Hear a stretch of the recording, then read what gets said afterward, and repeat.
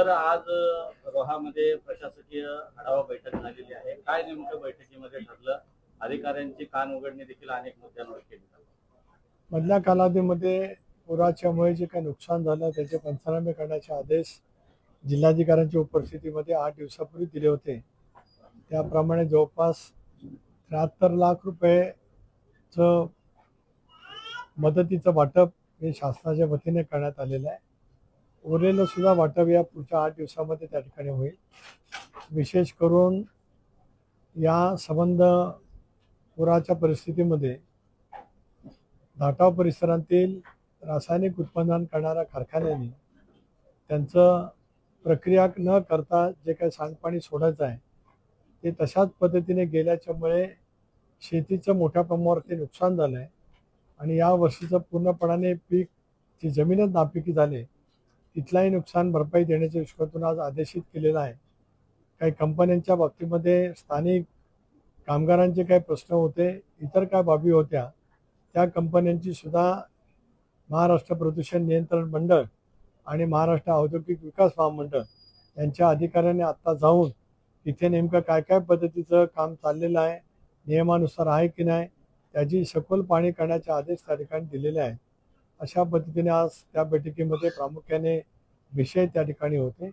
याच्या खेरीज तो रस्ता आहे अलिबागपासून वायापासून ते साईपर्यंत या रस्त्याचं आता जे हॅम अंतर्गत काम आहे ते आता अंतिम करून नव्याने त्याचा प्रस्ताव सादर करण्याचा सुद्धा कार्यकारी अभियंता सार्वजनिक बांधकाम अलिबाग यांना सूचना त्या ठिकाणी देण्यात आलेल्या आहे. सर, 2 राष्ट्रवादी एकत्रीकरण आणि नंतरच मग भाजपात विलिनीकरण असं ही भाजपाची जी रणनीती आहे त्याबद्दल काय प्रतिक्रिया आहे आपण प्रदेशात? नाही, भाजपात विलिनीकरण हा विषय कधी नाहीच. भारतीय जनता पक्षाच्या नेतृत्वाने कधी भारतीय जनता पक्षाच्या विलिनीकरण हा विषय काढलेला नाही. या उलट एनडीएमध्ये सहभागी झाल्याच्यानंतर एनडीएचे मित्र पक्ष म्हणून आमचं अस्तित्व अधिक होण्यासाठीच एक मित्र पक्षाला जी ताकद द्यावी लागते ती भारतीय जनता पक्षाच्या शीर्षस्थ नेतृत्व पंतप्रधान नरेंद्र मोदी साहेबांच्या नेतृत्वाखाली, अमित भाईंच्या नेतृत्वाखाली सातत्याने त्या ठिकाणी मिळत राहते. हा एक भाग.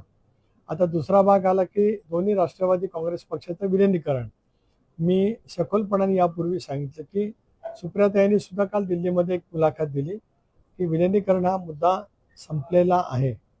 तथापि आता परिसीमन आयोगाच्या माध्यमातून पुन्हा एकदा मतदारसंघाची फेररचना आणि महिला आरक्षण 33% महिलांच्या जागा निश्चित करण्यासाठी जर काय 1.5 पट जागा वाढल्या गेल्या, त्या 1971 साली इंदिरा गांधी जे असताना त्या जागा फ्रीज करण्यात आल्या. म्हणजे संसदेच्या लोकसभेत जागा 542, महाराष्ट्राच्या विधानसभेच्या 288.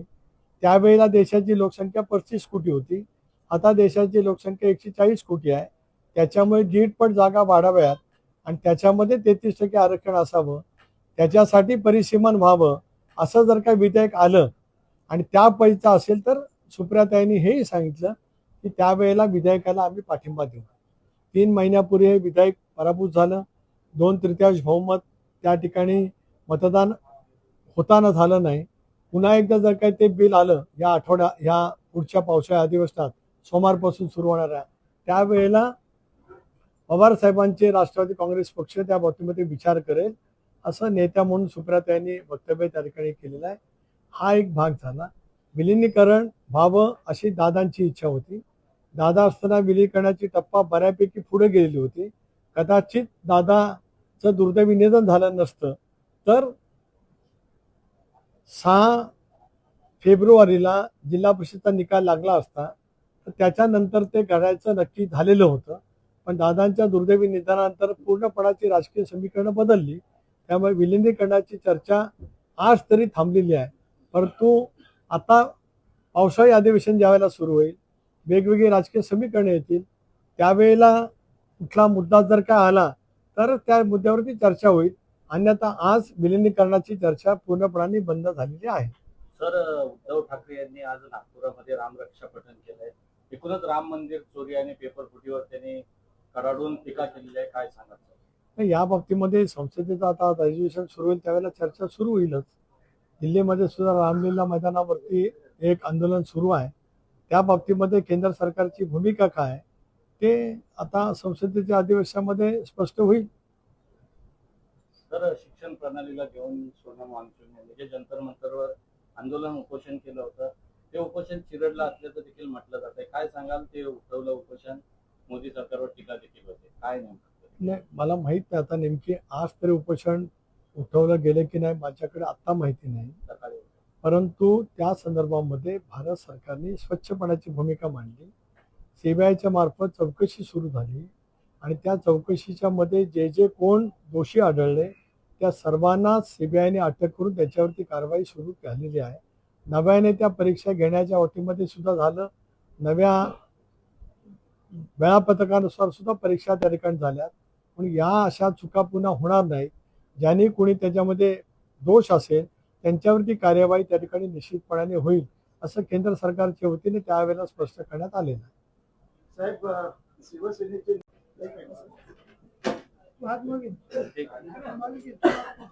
सर, आज रोहामध्ये प्रशासकीय आढावा बैठक झालेली आहे. काय नेमकं बैठकीमध्ये ठरलं? अधिकाऱ्यांची कान उघडणी देखील अनेक मुद्द्यांवर केली. मधल्या कालावधीमध्ये पुराच्यामुळे जे काही नुकसान झालं त्याचे पंचनामे करण्याचे आदेश जिल्हाधिकाऱ्यांच्या उपस्थितीमध्ये 8 दिवसापूर्वी दिले होते. त्याप्रमाणे जवळपास 73 लाख रुपयेचं मदतीचं वाटप हे शासनाच्या वतीने करण्यात आलेलं आहे. उरलेलं सुद्धा वाटप या पुढच्या 8 दिवसामध्ये त्या ठिकाणी होईल. विशेष करून या संबंध पुराच्या परिस्थितीमध्ये धाटाव परिसरातील रासायनिक उत्पादन करणाऱ्या कारखान्यांनी त्यांचं प्रक्रिया न करता जे काही सांडपाणी सोडायचं आहे ते तशाच पद्धतीने गेल्याच्यामुळे शेतीचं मोठ्या प्रमाणावरती नुकसान झालं आहे आणि या वर्षीचं पूर्णपणाने पीक जी जमीनच नापिकी झाली तिथलाही नुकसान भरपाई देण्याच्या दृष्टीकोनातून आज आदेशित केलेला आहे. काही कंपन्यांच्या बाबतीमध्ये स्थानिक कामगारांचे काही प्रश्न होते, इतर काय बाबी होत्या, त्या कंपन्यांची सुद्धा महाराष्ट्र प्रदूषण नियंत्रण मंडळ आणि महाराष्ट्र औद्योगिक विकास महामंडळ यांच्या अधिकाऱ्यांनी आत्ता जाऊन तिथे नेमकं काय काय पद्धतीचं काम चाललेलं आहे, नियमानुसार आहे की नाही त्याची सखोल पाहणी करण्याचे आदेश त्या ठिकाणी दिलेले आहेत. अशा पद्धतीने आज त्या बैठकीमध्ये प्रामुख्याने विषय त्या ठिकाणी होते. याच्या खेरीज तो रस्ता आहे अलिबागपासून वायापासून ते साईपर्यंत या रस्त्याचं आता जे हॅम अंतर्गत काम आहे ते आता अंतिम करून नव्याने त्याचा प्रस्ताव सादर करण्याचा सुद्धा कार्यकारी अभियंता सार्वजनिक बांधकाम अलिबाग यांना सुद्धा त्या ठिकाणी देण्यात आलेला आहे. सर, 2 राष्ट्रवादी एकत्रीकरण आणि नंतरच मग भाजपात विलिनीकरण असं ही भाजपाची जी रणनीती आहे त्याबद्दल काय प्रतिक्रिया आहे आपण प्रदेशात? नाही, भाजपात विलिनीकरण हा विषय कधी नाहीच. भारतीय जनता पक्षाच्या नेतृत्वाने कधी भारतीय जनता पक्षाच्या विलिनीकरण हा विषय काढलेला नाही. या उलट एनडीएमध्ये सहभागी झाल्याच्या नंतर एनडीएचे मित्र पक्ष म्हणून आमचं अस्तित्व अधिक होण्यासाठीच एक मित्र पक्षाला जी ताकद द्यावी लागते ती भारतीय जनता पक्षाच्या शीर्षस्थ नेतृत्व पंतप्रधान नरेंद्र मोदी साहेबांच्या नेतृत्वाखाली अमित भाईंच्या नेतृत्वाखाली सातत्याने त्या ठिकाणी मिळत राहते. हा एक भाग. आता दुसरा भाग आला की दोन्ही राष्ट्रवादी काँग्रेस पक्षाचं विलिनीकरण. मी सखोलपणाने यापूर्वी सांगितलं की सुप्रियाताईंनी सुद्धा काल दिल्लीमध्ये एक मुलाखत दिली की विलिनीकरण हा मुद्दा संपलेला आहे.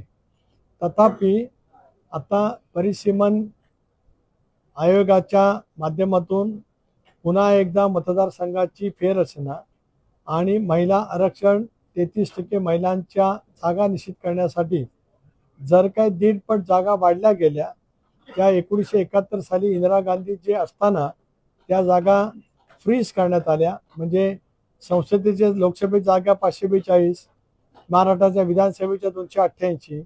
त्यावेळेला देशाची लोकसंख्या 35 कोटी होती. आता देशाची लोकसंख्या 140 कोटी आहे. त्याच्यामुळे 1.5 पट जागा वाढाव्यात आणि त्याच्यामध्ये 33% आरक्षण असावं, त्याच्यासाठी परिसीमन व्हावं असं जर काही विधेयक आलं आणि त्या पैसा असेल तर सुप्रियाताईंनी हेही सांगितलं की त्यावेळेला विधेयकाला आम्ही पाठिंबा देऊ. 3 महिन्यापूर्वी हे विधेयक पराभूत झालं. 2/3 बहुमत त्या ठिकाणी मतदान होताना झालं नाही. पुन्हा एकदा जर काही ते बिल आलं या पुढच्या पावसाळ्या अधिवेशनात सोमवारपासून सुरू होणाऱ्या त्यावेळेला पवार साहेबांचे राष्ट्रवादी काँग्रेस पक्ष त्या बाबतीमध्ये विचार करेल असं नेत्या म्हणून सुप्रियाताईंनी वक्तव्य त्या ठिकाणी केलेलं आहे. हा एक भाग झाला. विलिनीकरण व्हावं रामदास कदम यांनी तुमच्यावरती बोलताना पातळी सोडून बोललेली आहे. या वक्तव्याकडे कसं बघता आणि रामदास कदम नेहमीच तुम्हाला टार्गेट का करतात? आणि केलेलं आहे. एक भाग असा आहे की त्या बाबतीमध्ये माझ्या पक्षाच्या सहकार्याने निषेध व्यक्त केला आहे. मनोज शिंदेने सुद्धा ॲडव्होकेट त्यांनी सुद्धा काही भावना व्यक्त केल्या. संदीप शेडगेंनी सर्वांनी व्यक्त केल्या. मी आजपर्यंत त्या बाबतीमध्ये कधी काय बोललो नव्हतो, परंतु त्यांनी जे वक्तव्य केलं त्याच्यात माझ्या वडिलांचा उल्लेख आहे. आपल्याला माहिती आहे की 1984 साली म्हणजे बरोबर ती 44 वर्षापूर्वी माझ्या वडिलांचं दुःखद निधन झालं आणि त्याच्यामुळे माझं वय त्यावेळेला 29 होतं. रामदास कदमांचं वय काय मला माहीत नाही. ते मला अरेतुरे करतात तरी मी त्यांना आता रामदास कदमच म्हणणार, काय भाई म्हणण्याचं काही कारण येत नाही. माझं वय तेवढंच आहे. राजकारणात त्यांच्यापेक्षा अधिक पदांवरती मी लोकांच्या माध्यमातून निवडून आलेला आहे. त्याच्यामुळे इतर बाबीमध्ये त्यांनी टीका करणं मी समजू शकतो, पण अगदी माझ्या वडिलांचा बाप म्हणून उल्लेख करत त्याच्याशी सुद्धा म्हणजे वडिलांना पण एकरी भाषेत ते बोललेले आहेत. आणि काल सुद्धा जेव्हा रात्री मी रत्नागिरीवरनं घरी गेलो त्याला आई मला परवा रात्री भेटली, पण मी गेलो त्यावेळेला नेमकी तिने बातम्या लावलेल्या होत्या. त्यावेळेला ती बातम्याही चालू होत्या. त्यावेळेला तिलाही खूप साहजिकच अण्णांचा काय दोष म्हणजे ती माझ्या वडिलांना आम्ही अण्णा हाक मारायचो. मी आता एवढंच म्हणेल की आधीचं मरकट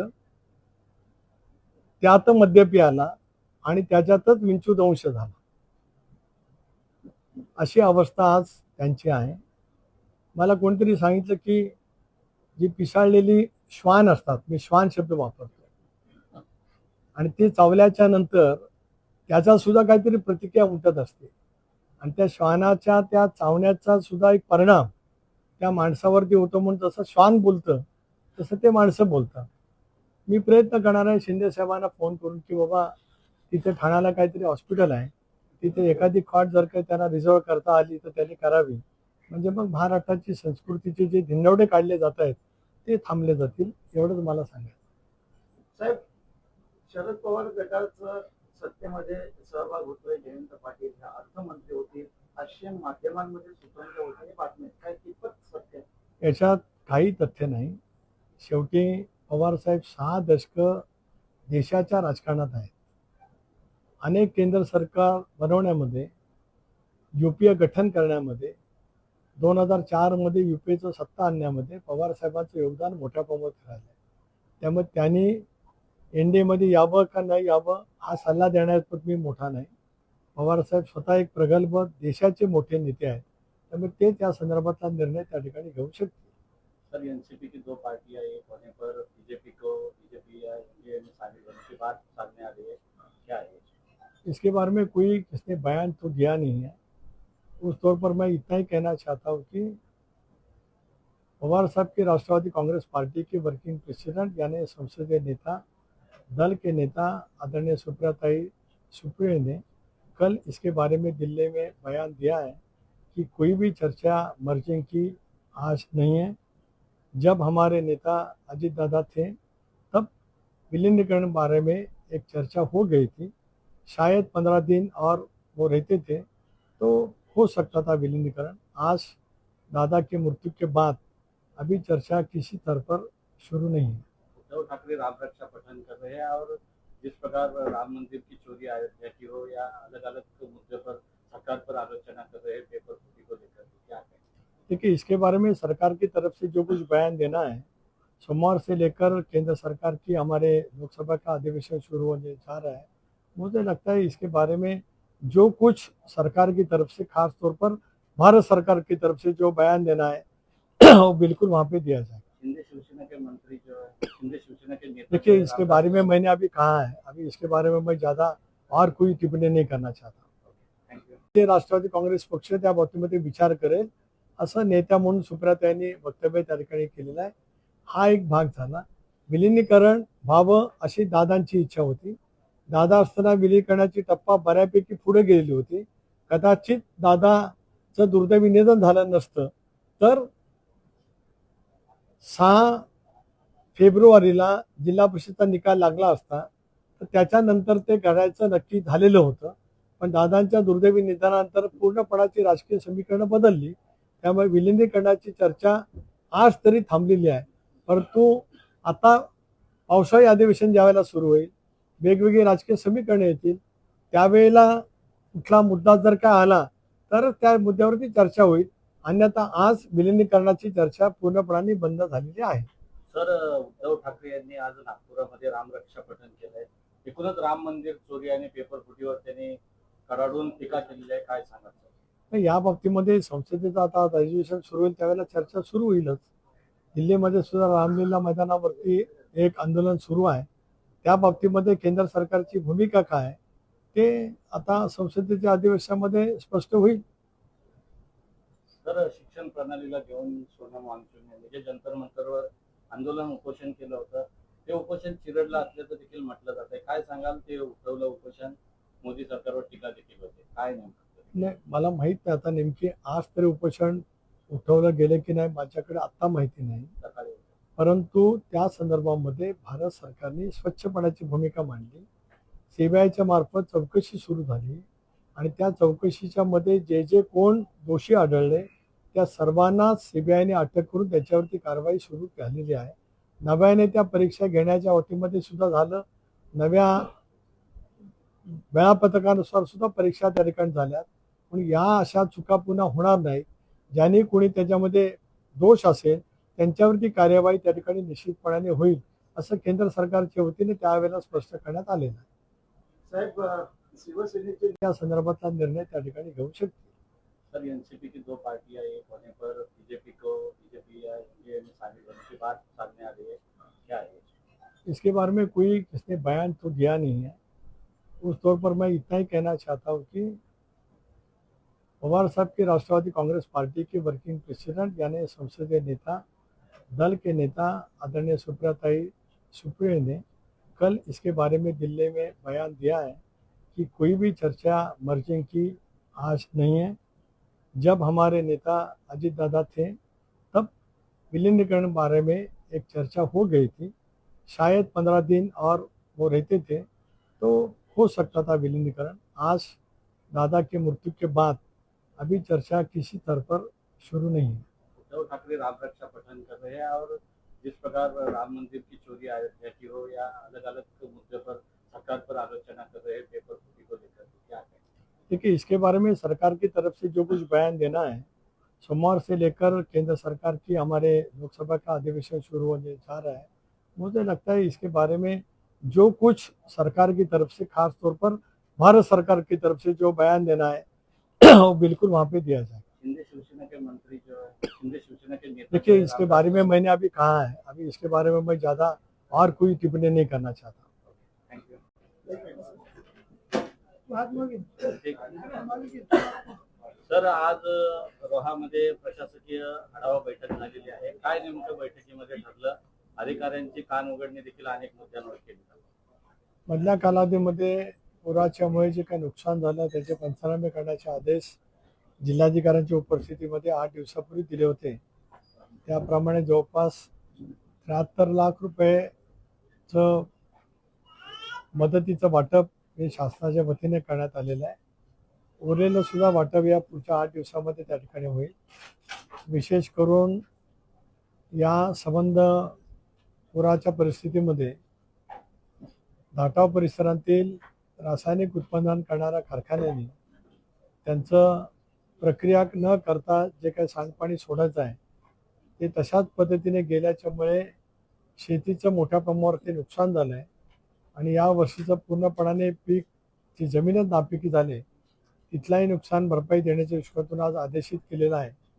काही कंपन्यांच्या बाबतीमध्ये स्थानिक कामगारांचे काही प्रश्न होते, इतर काय बाबी होत्या, त्या कंपन्यांची सुद्धा महाराष्ट्र प्रदूषण नियंत्रण मंडळ आणि महाराष्ट्र औद्योगिक विकास महामंडळ यांच्या अधिकाऱ्यांनी आत्ता जाऊन तिथे नेमकं काय काय पद्धतीचं काम चाललेलं आहे, नियमानुसार आहे की नाही त्याची सखोल पाहणी करण्याचे आदेश त्या ठिकाणी दिलेले आहेत.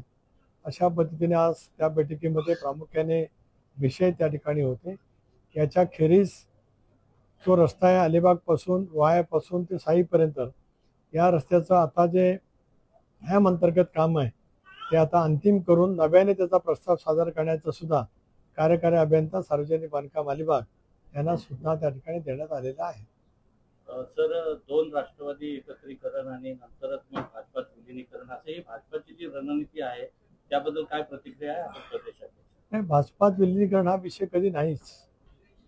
भारतीय जनता पक्षाच्या नेतृत्वाने कधी भारतीय जनता पक्षाच्या विलिनीकरण हा विषय काढलेला नाही. या उलट एनडीएमध्ये सहभागी झाल्याच्या नंतर एनडीएचे मित्र पक्ष म्हणून आमचं अस्तित्व अधिक होण्यासाठीच एक मित्र पक्षाला जी ताकद द्यावी लागते ती भारतीय जनता पक्षाच्या शीर्षस्थ नेतृत्व पंतप्रधान नरेंद्र मोदी साहेबांच्या नेतृत्वाखाली, अमित भाईंच्या नेतृत्वाखाली सातत्याने त्या ठिकाणी मिळत राहते. हा एक भाग.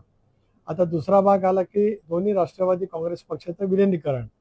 मी सखोलपणाने यापूर्वी सांगितलं की सुप्रियाताईंनी सुद्धा काल दिल्लीमध्ये एक मुलाखत दिली की विलिनीकरण हा मुद्दा संपलेला आहे.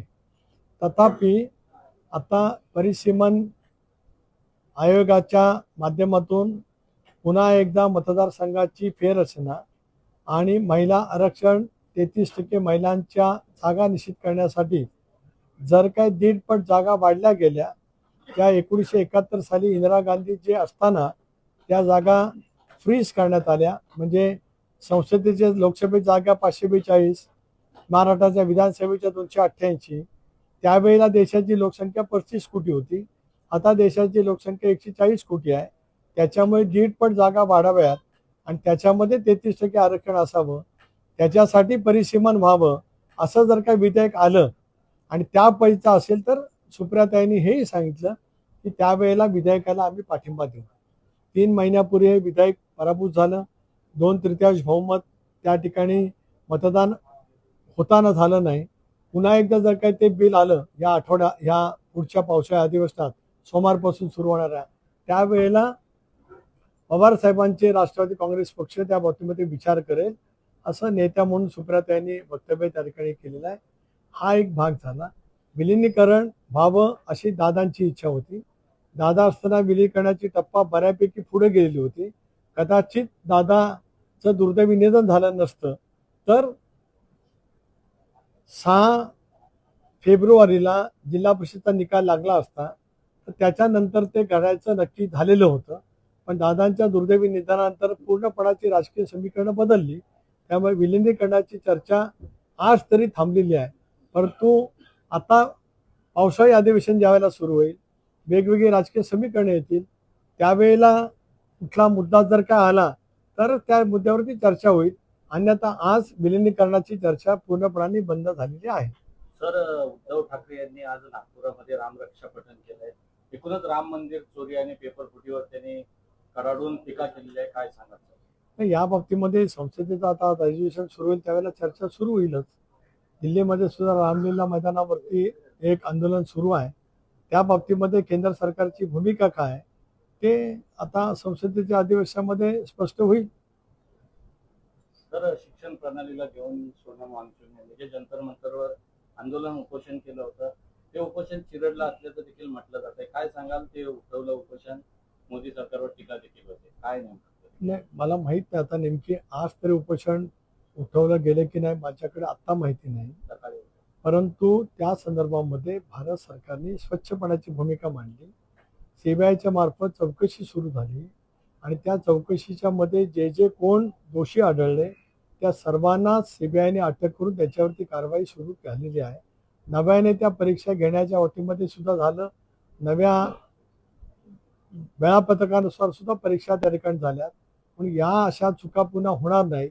ज्यांनी कोणी त्याच्यामध्ये दोष असेल त्यांच्यावरती कार्यवाही त्या ठिकाणी निश्चितपणाने होईल असं केंद्र सरकारच्या वतीने त्यावेळेला स्पष्ट करण्यात आलेलं आहे. साहेब, शिवसेनेचे